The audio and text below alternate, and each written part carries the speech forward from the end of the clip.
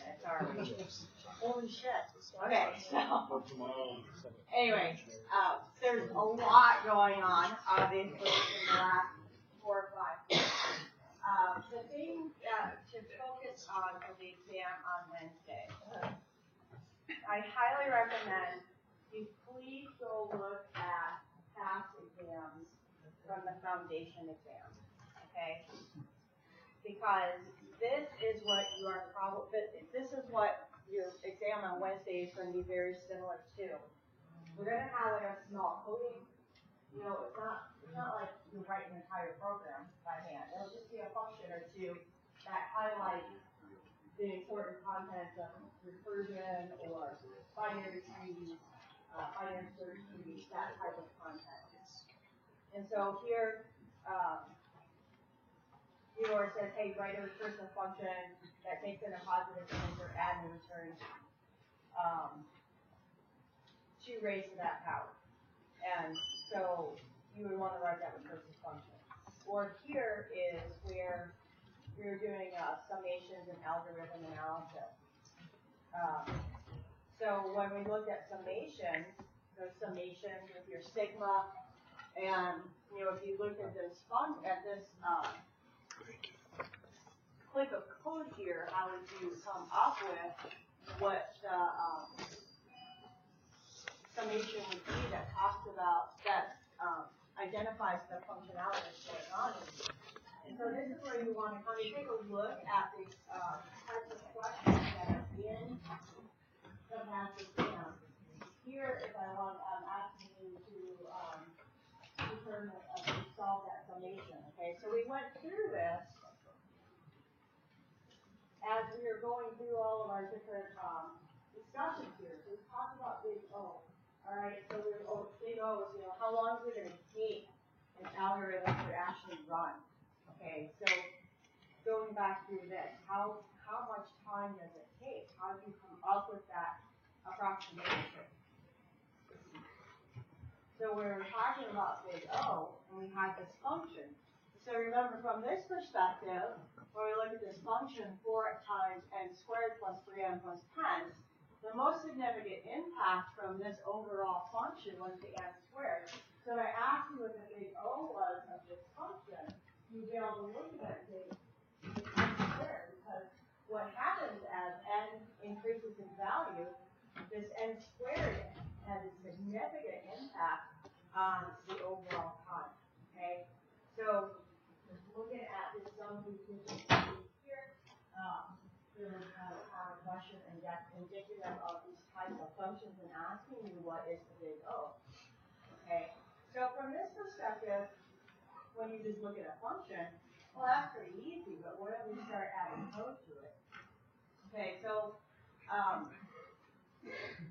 here, this is where we're talking about our constant. What constant value is it that is going to give us the solution where the big O is actually impacted. And when we look at this, it was because of this value here. So the value that's going to have an impact overall has to be at least a 5. Why does that have to be at least a 5? Because of the 4 over here, right? So the biggest impact of about 5 years, 4 times n squared. On the right here, we're looking for the less than or equal to 5 times n squared. Therefore, any value less than 5 is not going to ever get your attention on that. 5 is bigger than 4, right? So that's why we came up with it has to be at least 5 before the item comes back in. So going back over some of our evaluations here, some of our different algorithms here. So when we're talking about big O, so here's some more examples. So we looked at it from just a function perspective, but now how do we apply that to an actual code? And so here's a code example. What's going on here? All right, so this first for loop, what we have here, this loop is going to run until n divided by 2 times. The second loop here is going to run n times n times, and n times n. that didn't come out right. N squared times. So from a big O perspective, if we evaluated this, so our first loop you see here, we have this N divided by 2. And then our second loop, we have N squared. And so when we look at this, because they're two independent loops, they're not dependent, they're not nested with each other, so you would actually add them together. So N divided by 2 plus N squared. So from a big O perspective, N squared is the most significant impact of that overall operations that's happening in that code. And so if I give you an example like that, from this perspective, how would you come up with the big O for this loop right here? So we have a nested loop, right? So remember when we did nested loops, what happens? Oops, that's not where I wanted to go. All right, so these common orders right here, I'll actually have a little appendix sheet on each exam. Just remember, because we have IT and CS people in our class, and so the people who are CS, that when you take the foundation exam, this will not be provided for you. So I'm doing it as a courtesy for my IT students. See how fair I am? I'm way too nice to you guys. Anyway, so I'm going to include the common orders in addition to the different summation equations as well. So but understand what these mean. Just because you have this little chart, it doesn't mean you understand what they mean, okay? You got to understand what they mean. You have to think through them. So when we're looking at our different big O notation, let's look at where are we?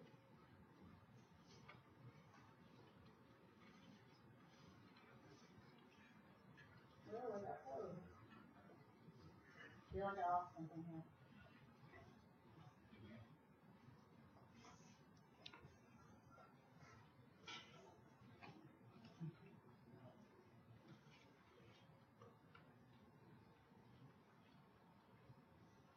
I know we had one that had nested loops in it. Am I just making that shit up? You guys were here. Wasn't that true?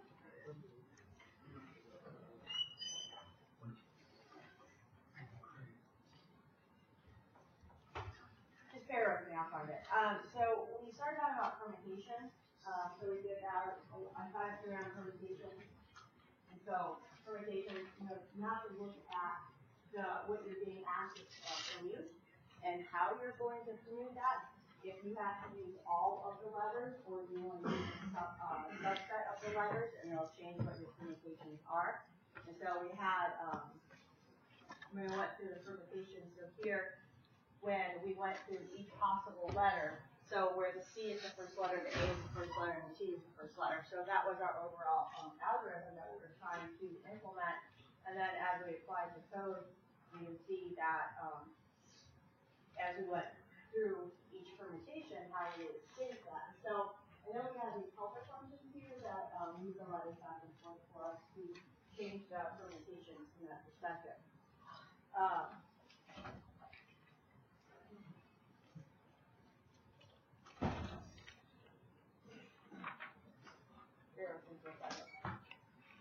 So one of the things, don't forget, with recursion, the most important part of recursion is your base case. And the base case tells you what? What does it do for you? Stops the recursion, right? Because if you don't ever stop the recursion, then you're going to be in an infinite loop forever. Okay, so here it is. So we're looking at this code. All right, we looked at that one, but then we have this next example here. Okay, so we have the example with the nested loops in it and how that affects the big O running time.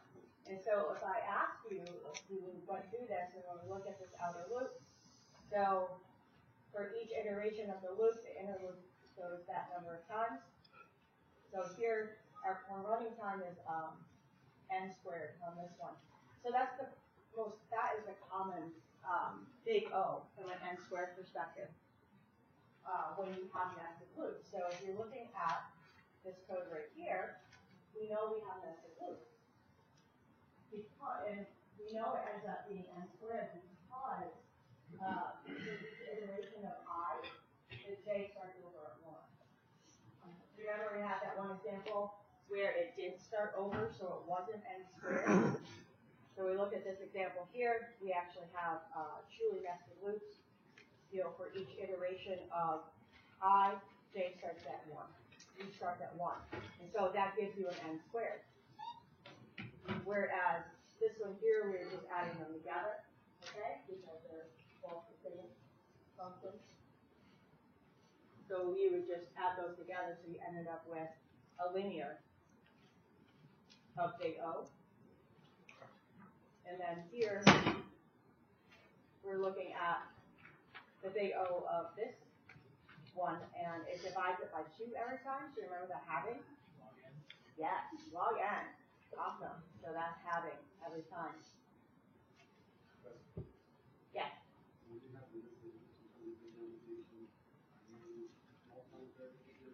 Yes, it depends on that.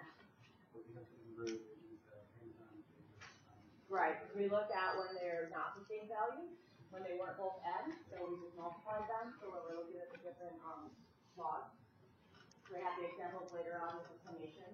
You would just do the multiplication, even if they're not the same.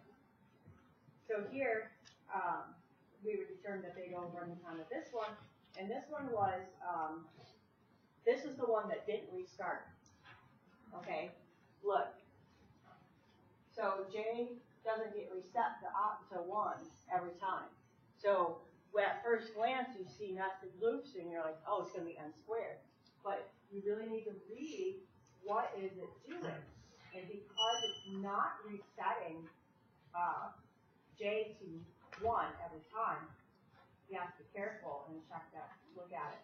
So this actually ends up being 2 times n. And then when you're dealing with a constant with big O, what do you do with the value of 2? And does it really have that much of an impact? So this ends up being n, doesn't it? Remember, we dropped the constants because they don't matter. Because there's no impact as far as big O is concerned. So just pay attention to what the question is asking you. So in this case, with this one, what would the big O of this one be? Actually, there's a lot going on in here, isn't there? Because we've got a 2 times n here, and then we have a nested loop. There should still be n squared because you have your j's restarting at 1 every time. What's that? It's a nested loop.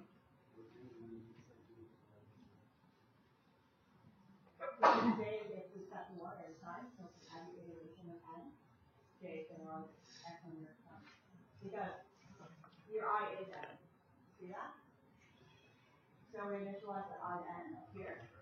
And then in our loop, J is going to run less than or equal to I. So it really is just n, isn't it?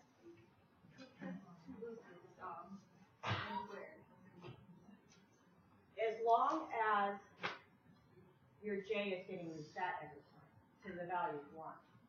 Okay? So if you look at this one here, that's not happening here. Our J is never being reset back to 1. So for each iteration, if you look at the first one,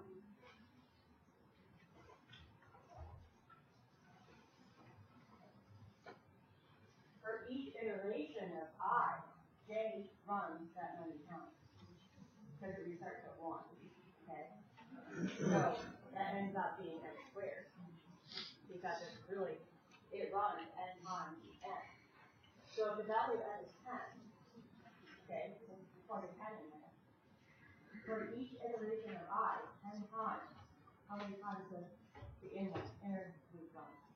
10 times. Yeah. Okay, so you end up with 10 times 10, which is n squared. Okay? So when you're looking, well, you have to pay attention to whether or not J is getting reset to 1 or not. If it's not, then it would not necessarily be n squared. So when you're looking at this one right here, you see that J does not get reset to n, to 1 every time.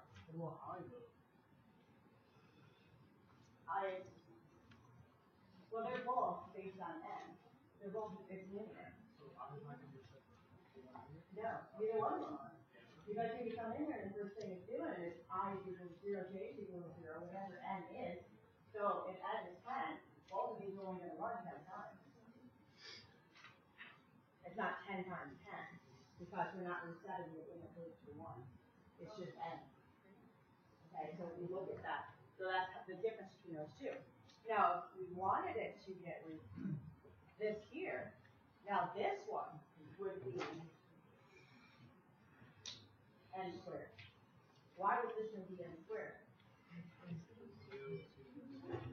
You can see my j getting reset to 0 every time. So that's what's forcing it to run 10 times inside of 10 times. So if my n is 10, my other one runs 10 times. Inside of reset j to 0, this inner loop is 10 times 10 times. For each iteration, you end up with n times n, or 100 times 10 times 10 gives you 100, which is n squared. So that's how that ends up being n squared. You see the difference there? So you really want to pay attention to, with your nested loop, what's happening with that, that inner loop with that control variable. So here,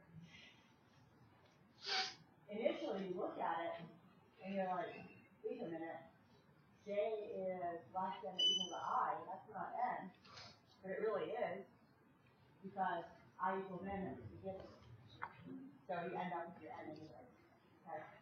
So that's the same thing there. And then here solving the different summations. Okay, so the summation is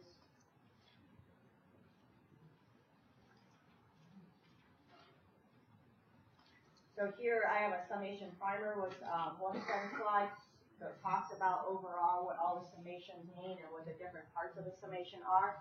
And so you have your sigma, which indicates the summation.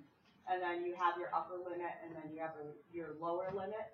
And you have whatever your index is, whatever that variable is. So you have your j equals n, and your lower limit. And then you have whatever your function is. And so we talked about the fact that whatever those variable names are is insignificant. It can be anything. The fact is that you're doing a summation. So we had our different examples here. So we started looking at this, the same summation rules. So the summation rules are also going to add onto the same with the orders. I'm going to add the summation rules on there too. Again, this is a courtesy to my IT students.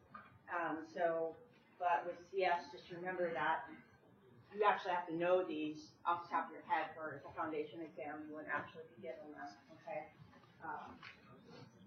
But here you just want to understand what the different summation rules are. And so what you do is go back and look at each one of these. You know, so you have just your basic constant here. You have your upper limit with the n, and then you have the I equals 1. So remember, the summation is the assumption is always that I equals 1. It needs to start out at 1. And then it's not equal to n. And then we have our next one where k is a constant, whatever that number is. Okay? So here we have our k that ends up being 3 times n. And then we have the one with our with the functions, there are 2 different functions on it. And then we have one where I is a multiplier to your sigma right here. And so what you want to do is you just look at the different equations you have, and you try to see which one of the rules does apply to it, so you're going to solve it. So I'm looking at this first one here, and I have a value of n over my sigma. So my upper limit is n, my constant is 42, and my I equals 1. And so I go back and I look at my summation rules, and you see here, which one of these rules would that summation use? So I have constant here, an upper limit of n, and the lower index I of equal to 1. Okay. So it's this one, right? Because I have some constant values. So k is just a constant. That's all it is. So I have that. That's what I have in this example. I have a constant right here, 42. So when you have that, the rules say that you multiply your 42, your constant, times your upper limit, and that's what your summation solution is 42n. So we look at the next one. 42j really is just another constant, isn't it? Doesn't matter that there's a j there. As long as it's not your index value, which is I, then it's just a constant. It's just a multiplier. So the solution would be 42j times n. You just multiply those two together. Okay? So what you're always trying to do is you're always trying to break down your summation into one of those rules so that you can do the overall solution for it. So as we go along, it's get a little more complicated. So here now we actually have a function. And we know we have a function because we have the 5 plus the square root of 4 raised to the I power. And so if we go back and look at our, you see here we have a summation rule that applies. The summation rule has this function f of I and then plus function g of I. So if we actually split that out, you can see that it applies to our 5 plus our 4, the square root of 4 raised to the I power. And so as we pull this apart, you can see which one works. Sometimes it really is just easier to throw in some numbers. And the solution method I showed you, that is easier to plug in numbers if you're going to solve for it. But if you just want the overall solution in terms of n, you just have to look at what is the question asking you. So here's the summation. So we determine the summation in terms of n. So I'm just asking you to break this down into n. And so here you have a 2i plus 3. So you have a function, right? You have an f of I and you have a g of I right there. You have 2i plus 3. Okay? So then you would break that down.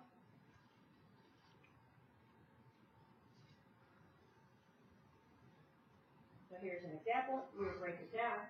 You can see that I have the 4 plus 3i. So this is really close to the one I'm looking at. So how do I break this down? I have these 3 different summations that would actually apply because depending upon how it's split out. So the first thing you want to do is apply your summation to each term individually. So I'm going to distribute my summation to the 4, and then I distribute my summation to the 3i. So now I have 2 separate terms here. So now it was easier to manage because look at the first one here. My upper limit is 100. I have a constant of 4, and my lower limit is I equals 1. Well, I know which one that is. That's the one with the k in it, right? With the constant. Or we have this one right here where it's just a multiplier, okay? So here is my constant times my n. So that's what I have right there. I have my constant times my n. And then here I'm looking at this guy. I'm like, okay, so wait a minute. I still have something a little extra here. I haven't gotten it broken all the way down into terms of just I or n. And so I take my 3 in front of my I, which is just a constant. So you move it outside of the summation on the left-hand side here. Sorry. On the left-hand side here, and now you look at what you have left. You've broken it all the way down, and you can see that my lower limit is I equals 1, my upper limit is 100, and I have my multiplier on the right of my sigma is I. Well, that right there is one of my summation rules. You see this up here? That's one of my summation rules.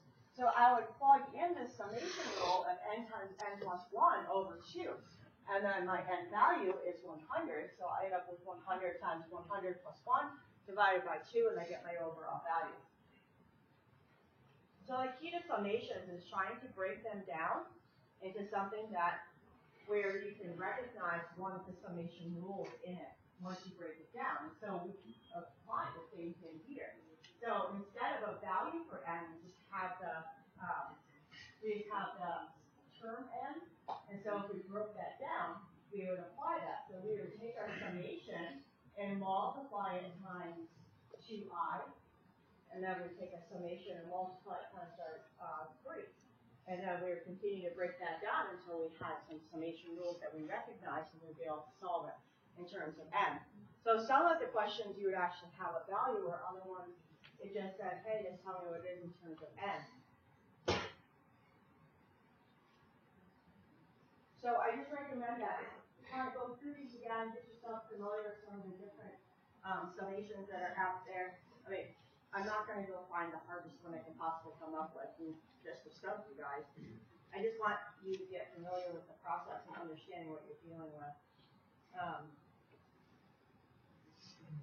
So there's just different examples in here in the summation primer. And then here, as we started applying our algorithm analysis, okay, so we talked about big O, and then we talked about summations, and so here, the end of our algorithm analysis, we're bringing it all together, and so that you can see how it applies. So, first of all, understanding what big O is. Big O is how long does something take to actually run? What's the most significant impact on that?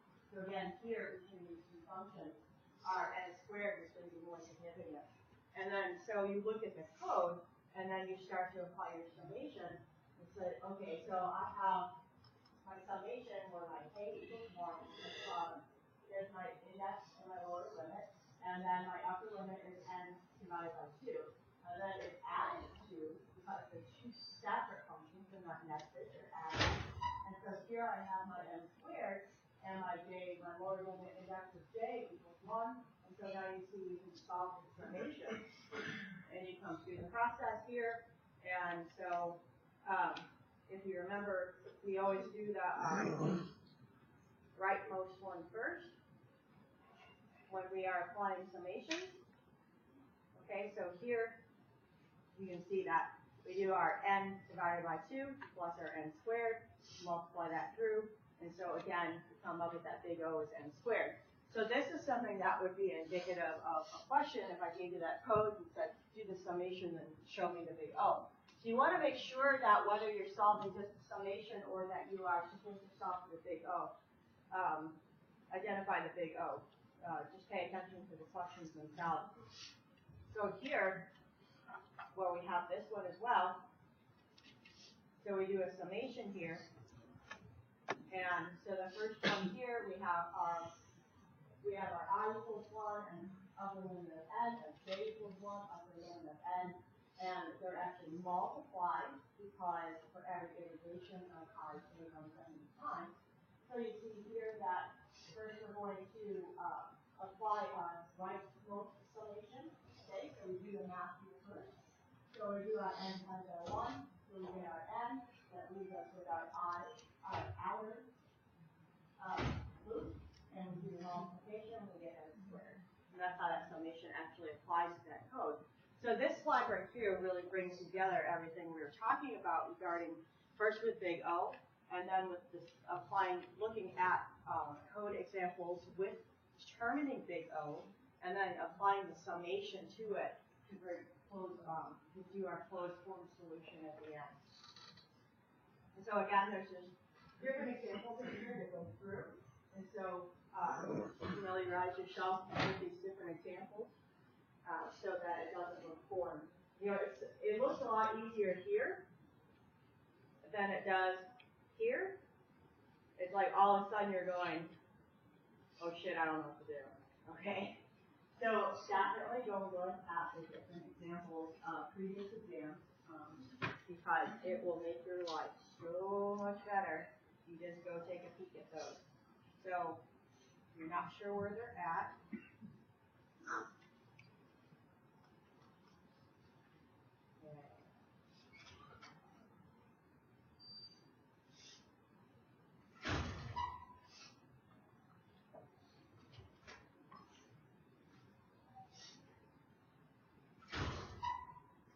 Go to your home page. Go to the foundation exam link. That's exam. Okay, so there is a whole bunch of them out there. So definitely go look at them, get yourself familiar. Look at these instead of just the slide, because if you look at just the slide, when we have our exam on Wednesday, you're going to see this blank page, and you're going to go, oh shit, I don't know what to do. Okay? Get familiar with the blank page, okay? And you look at it and go, oh, okay, that's what I'm doing, that's what I'm doing. All right, so then there's a whole bunch of slides on algorithm analysis. So what it breaks down to is basically you're going to have some codes, you're going to have to figure out the big O, and you're going to have the summation, okay? So there's like 200 slides just on that. Alright, only 165. I'm sorry, I was exaggerating. Alright, so then we started talking about binary trees and how we established the binary trees. We identified the difference between a binary tree and a binary search tree. And then the rules associated with binary trees. Again, why are these two not binary trees? What rules do they violate? Not even a search tree, it's a binary tree. Yeah, so one on the left here has 3 children, and that's not binary. Okay, binary 0, 1, or phase 2. So that's not a binary tree because of that. And then the one over here is not because it doesn't have a single parent to its child. Okay, so being able to identify whether or not it is a binary tree, and then we have the concept of full binary trees. So what that meant that if a node did have children, it always had 2. Okay, so it's either 2 or 0 children, you get a full binary tree, but a complete binary tree is when at every level it has each node has 2 children. Okay, so this is considered a complete binary tree. And then we started talking about how do you determine the height of your binary tree. You can see here. Again, this only works though in a complete binary tree, so be careful. Because if it's not a complete binary tree, then it's not going to work out. So this just shows you the basic structure of your binary tree. And then we started talking about our different traversals. We had a depth first and a breadth first. And with our depth first, we had 3 different ways of traversing our binary tree. So we had our pre-order, in-order, and post-order. So an example of something that I would ask you on the exam for that is not in here.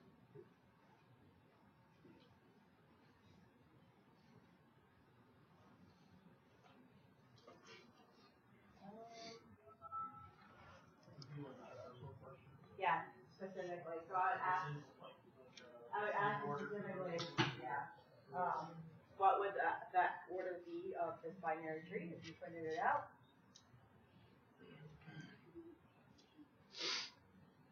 So understanding the different orders of your binary trees and how they are traversed. And then doing the breadth. So this would be something you would see. I'd give you a binary tree, and I would ask you, all right, so this one here says the breadth first traversal, and I would just have all the boxes there to output whatever the correct order would be. So then there's the difference between your binary trees and your binary search trees. What's the difference? What makes a binary tree versus a binary search tree? How is it a BST?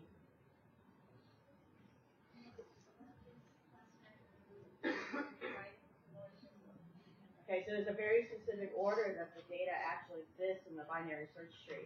So all the data that's to the left of your root node on a binary search tree is less than the value of the root node, everything to the right is greater than. And every node has to follow that process. Yes, so like, let's say that we're talking about greater and less than earlier on to put the max on it.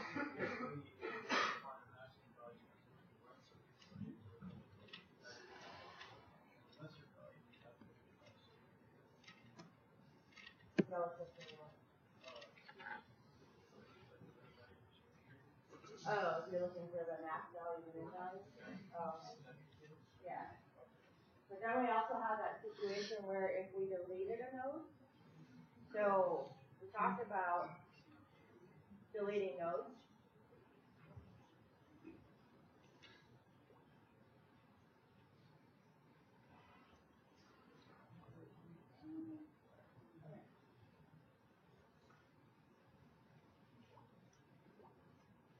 So we talked about searching for a specific node. We talked about creating the binary tree and how you establish those nodes, and then inserting a node into a binary tree, and then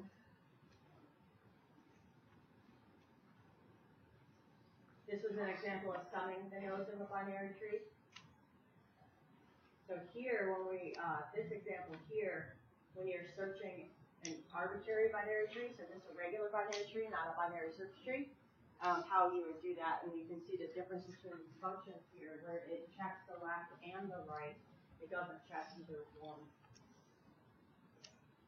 So the deletion was the big deal here on the last part of the slide where we were talking about deleting binary trees and depending upon the node. So if we deleted just a leaf, it was super easy. Nothing to be concerned with. We just had to update its parent pointer. Deleting a node with only one child, not that big of a deal. We just roll that one child up and replace the parent node. But then when we were dealing with deleting nodes with 2 children, that was the big deal. Because we have to determine who we're going to replace it with, because we can't just roll up one child or the other. We actually have to do an analysis on it and determine which child we can put in there. And so what is the methodology on how I would pick which child to replace 18 with?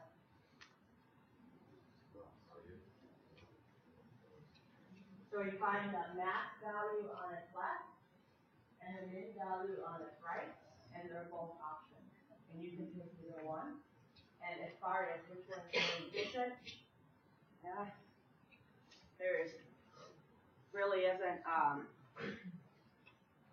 there isn't a hard and fast rule which one you should pick from efficiency.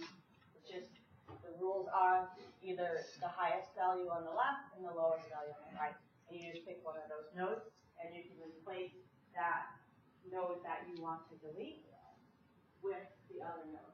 So first you would reset, you would move him up here to 59 left, and up to the pointer on 59 and also on 62, so that you have the correct structure, and then you could actually delete it.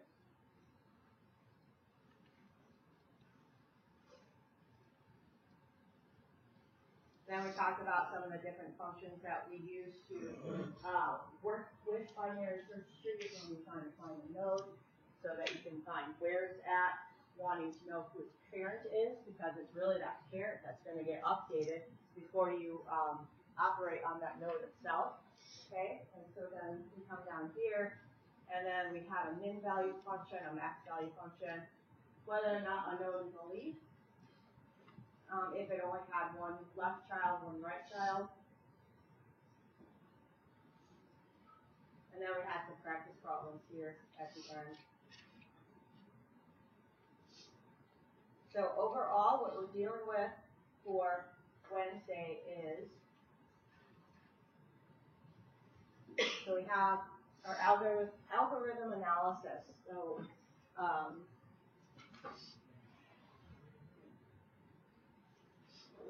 our algorithm analysis and our summation. Okay, so if I gave you a point example, you should be able to come up with your big O of that and also solving a summation. And then traversing your binary trees, binary search trees, the 4 exit methodologies that we have. So we have a breadth first, and then a depth first, we have a pre-order, in order, and post-order. And then we have is that? Yeah, in order.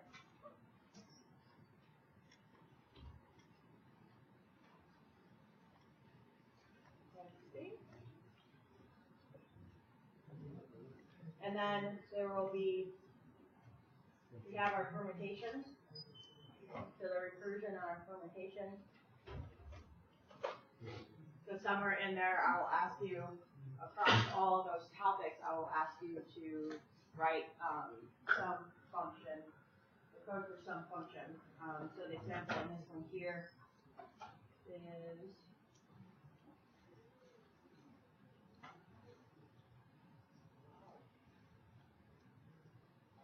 so there's 2 different recursions here. They're writing a recursive function that performs the log 2, or writing a function that performs the power 2. So just reading the requirements, understanding how to write that, and it will be something that you're familiar with. based on the topics that we've discussed in the last 5 weeks.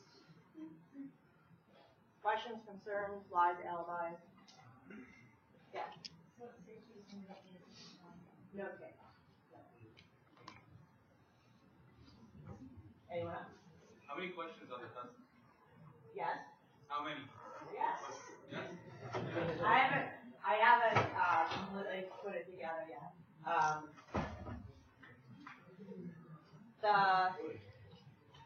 You only have 15 minutes, so there's only so much time. It just depends. I don't know. For the binary search terms, are we going to just be filling them in, or are we writing code for them? Maybe. Yes. Anything else? Anything else I can't answer for you? What was the website that we need to like take a look at? Oh, if you Google a root, if you want, okay, go to the ECF homepage, go to the bottom here, family, and then when you get there, under resources, there's past exam, and then they're in there, you can find them.